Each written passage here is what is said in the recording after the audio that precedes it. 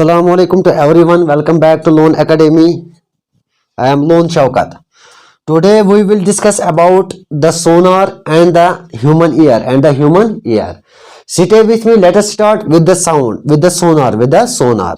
First, all of you know that what do you mean by the sonar? What do you mean by the sonar? A sonar is defined as a sound navigation and the ranging. Sound navigate करना, ठीक है, and ranging, this is called as a sonar, this is called as sonar. अब आप देखेंगे बच्चों ये सोनार का use कहाँ पे होता है, ठीक है। अगर हम सोनार की बात कर लेते हैं, एक ऐसा apparatus, एक ऐसा डिवाइस है used to find the depth of the sea और to locate the under water things like the shoals, fish, shipwrecks and energy submarines. यहाँ पर बात आई shoals ऑफ फिश। अगर हम बात कर लेते हैं समंदर की या दरिया की, ठीक है, वहां पर जो मछलियों का झुंड रहता है, ठीक है, group of fishes, that is called as the shoals of fish, that is called as shoals of fish. तो इससे हम क्या काम कर लेते हैं, जो भी वाटर के नीचे अंडर द वाटर जो भी थिंग्स हमें मिलते हैं उसको डिटेक्ट करना, तो कौन कर लेता है, एक apparatus, that is called as a sonar, ठीक है। अब ये सोनार क्या होता है बच्चों, इस सोनार apparatus के दो पार्ट्स होते हैं। पहला इसमें क्या होता है, ट्रांसमीटर, और दूसरा इसमें होता है डिटेक्टर, जिसे दूसरा नाम हम क्या बोलते हैं, that is also called as a receiver. तो क्या होता है, फॉर एग्जाम्पल यहाँ पर अगर हम एक बोर्ड की बात कर लेते हैं, दिस इज अ बोर्ड। बच्चों यहाँ पर जो बोर्ड का जो बेस पे क्या होता है,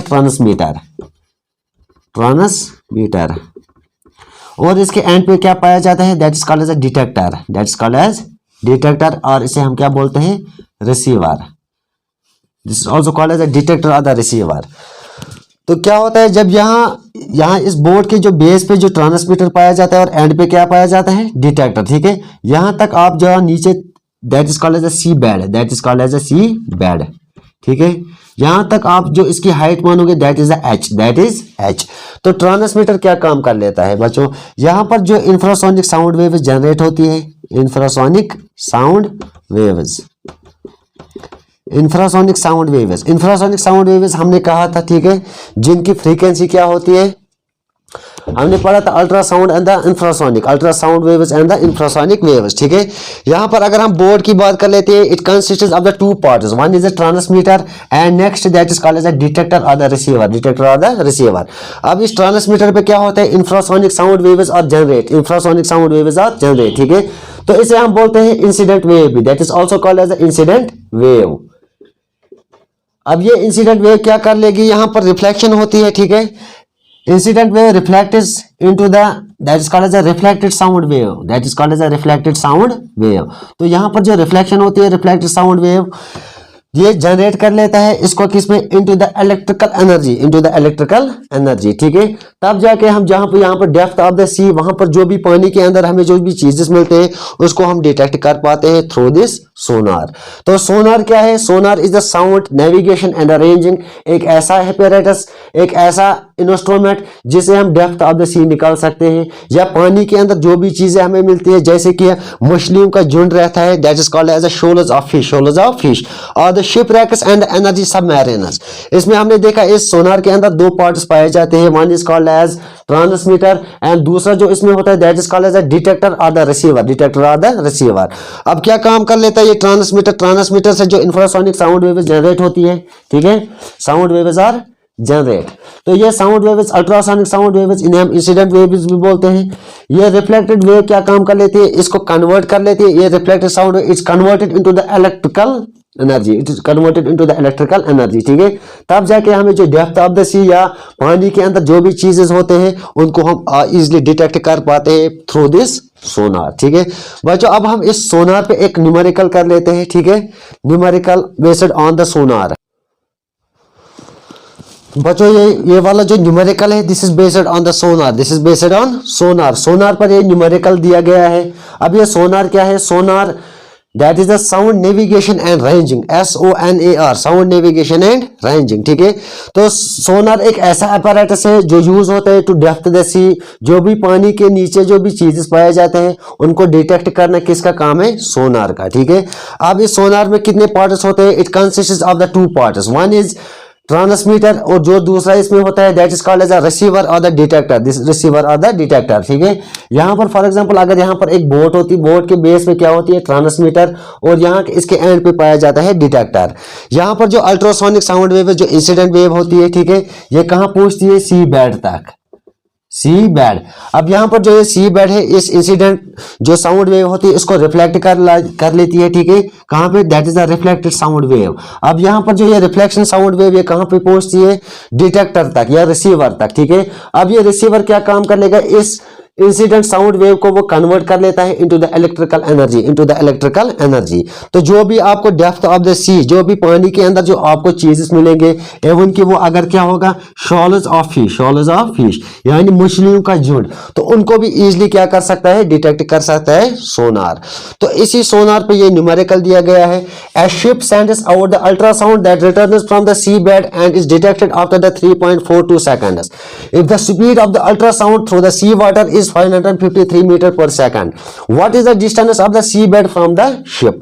तो हमारे पास एक शिप है, ठीक है, ये अल्ट्रासाउंड सेंड कर लेते हैं, return from the sea bed, return sea bed से वापस आती है, और इसको डिटेक्ट किया गया है 3.42 second. If the speed of the ultrasound through the sea water is 153 metre per second.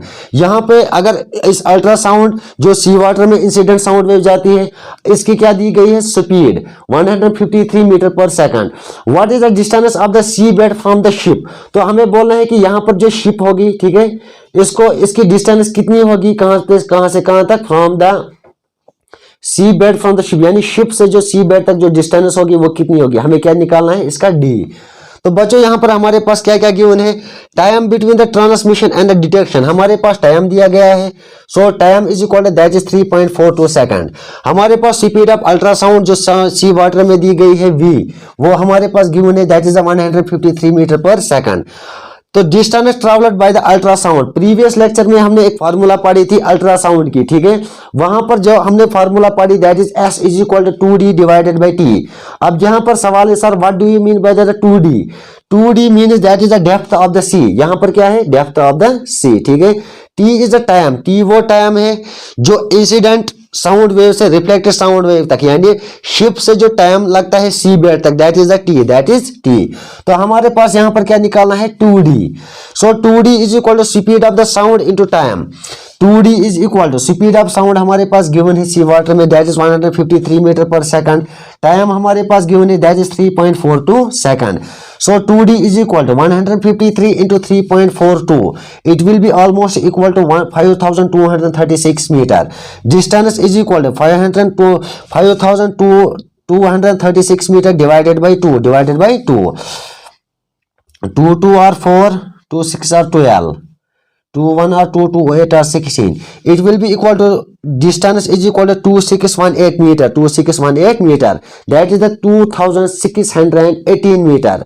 2618 meter is the distance from the ship to the seabed. अब यहाँ पर अगर हम इस मीटर को कन्वर्ट कर लेंगे इनटू द किलोमीटर में, 2618, इसको हम डेसिमल में लिख सकते हैं, दैट इज 2.62 किलोमीटर। 2.62 किलोमीटर ये वो डिस्टेंस है जो कहां से कहां तक थी, सी बेड से शिप तक, ठीक है। तो ये क्वेश्चन किसके रिलेटेड था, this question is related about the Sonar. Structure of the human year, structure of human ear and the process of hearing, process of hearing. बच्चों हमारे जो कान होते हैं इसके 3 पार्ट्स पाए जाते हैं, ठीक है। इसके कितने पार्ट्स पाए जाते हैं, it consists of the 3 parts. One is outer ear, inner ear and the middle year, middle ear. अगर हम आउटर ईयर की बात कर लेंगे, इसकी बात कर लेंगे, इस कॉल्ड एज अ पिन्ना। इसमें पहला पार्ट क्या आता है, पिन्ना, ठीक है। अब ये पिन्ना क्या होता है बच्चों, ये वो होता है जहां से साउंड वेव्स क्या कर लेती है, ट्रैवल कर लेती है थ्रू दिस पिन्ना, इसके बाद अब जब हम अंदर चले जाते हैं तो हमें एक कैनाल मिलती है जिसे हम बोलते हैं एक्सटर्नल ऑडिटरी कैनाल, या आप इसको दूसरे नाम से भी जानते हो, that is called as a ear canal, that is called as a ear canal. इसके बाद जब हम इस आउटर ईयर की थर्ड पार्ट अंदर जब चले जाते हैं तो हमें एक मेम्ब्रेन मिलता है, that is called as a tympanum, that is called as tympanum और द टिम्पैनिक मेम्ब्रेन जिसे हम कानों का पर्दा बोलते हैं। इसके बाद हम पढ़ेंगे मिडल ईयर, जो दूसरा हमारे हमारे ईयर का जो नेक्स्ट पार्ट आता है that is called as a middle ear. आज से आप इसको मिडल ईयर नहीं बोलोगे, ठीक है, but this is called as a MIS middle ear, MIS middle ear. Remember this is the most important point. Middle ear आप इसको नहीं नाम दोगे, बल्कि आप इसको बोलोगे MIS middle ear, MIS middle ear. Sir why it is called as a MIS middle ear? इसको हम मिस मिडल ईयर क्यों कहते हैं? बिकॉज इसमें मिस प्रेजेंट होता है, MIS। Sir what do you mean by the MIS? It consists of the 3 types of the bones, that is why it is called as a MIS. What is M? That is called as a malleus bone. अब ये Méliès bone क्या होती है? ये वो bone होती है जो एक हैमर की शेप में मिलती है, ठीक है, it is just looks like as a hammer. और जो दूसरी बोन इसमें मिलती है that is called as a incus bone, looks like as a anvil, looks like as a anvil. और जो यहाँ पर जो थर्ड बोन होती है that is called as a stapes bone, small looks like as a stirrup. Stirrup आप समझते हो, जिसे हम बोलते हैं हॉर्स शू शेप, ठीक है। जब हम घोड़े पे चढ़ते हैं तो वहां पर जिसमें हम अपना पैर फंसाते हैं उसको हम बोलते हैं horse shoe shepherd.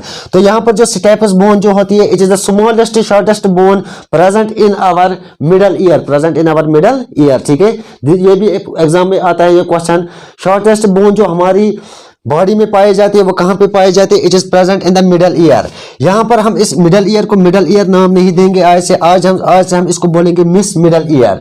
Miss middle ear इसलिए बोलेंगे because it consists of the 3 types of the bones. One is M, malleus, incus and S, that is MIS, malleus, incus and the stapes bone. इसके बाद बच्चों हम इसमें जो third part जो हमारे ईयर का आता है that is called as inner ear, that is called as inner ear. इस इनर ईयर के बारे में जब हम देखते हैं तो हमें क्या मिलता है? लैब्रिन्थ। अब ये लैब्रिन्थ एक ऐसा स्ट्रक्चर है, ठीक है, जो किससे बनता है? या तो ये बोनी होगा, नहीं तो ये मेम्ब्रेनस होगा, ठीक है। अगर बोनी की बात अगर हम करेंगे, ये क्या होता है? इसमें पेरिलिम्फ होता है, यानी बोथ फ्लूइड और फ्लूइड, बोथ फ्लूइड और फ्लूइड। मेम्ब्रेनस की बात अगर हम करेंगे they are the endolymph, called as endolymph. और इसके बाद हमें इसमें और एक स्ट्रक्चर मिलता है that is called as a cochlea.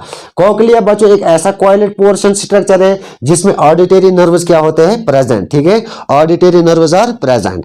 इसके बाद हम इसमें पढ़ते हैं प्रोसेस ऑफ द हियरिंग। जब भी कोई बंदा आवाज निकालता है अपने मुंह से, ठीक है, तो यहाँ पर जो हमारे ईयर पार्टिकल्स होते हैं, इन ईयर पार्टिकल्स में क्या प्रोड्यूस होता है? काइनेटिक एनर्जी, काइनेटिक एनर्जी, ठीक है।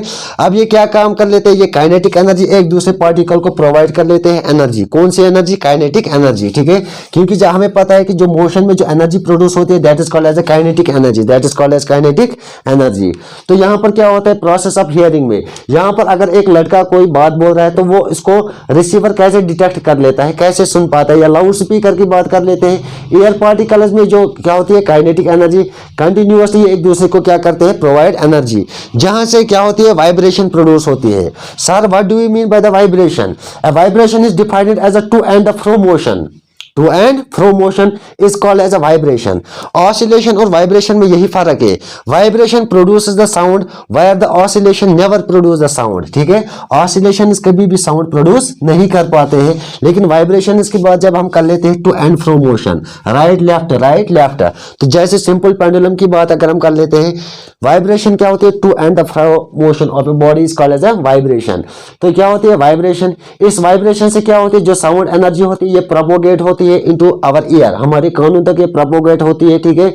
इसके बाद हमने देखा था इसमें जो ये पार्टिकल्स होते हैं जहां पर हाई प्रेशर हमें दिखने को मिलता था, ठीक है। हाई प्रेशर जहां पे पाया जाता था तो वहां पर बच्चों हम उसको बोलते थे कंप्रेशन। तो वहां पर जो पार्टिकल्स थे वो बिल्कुल करीब थे, ठीक है, this is called as a compression.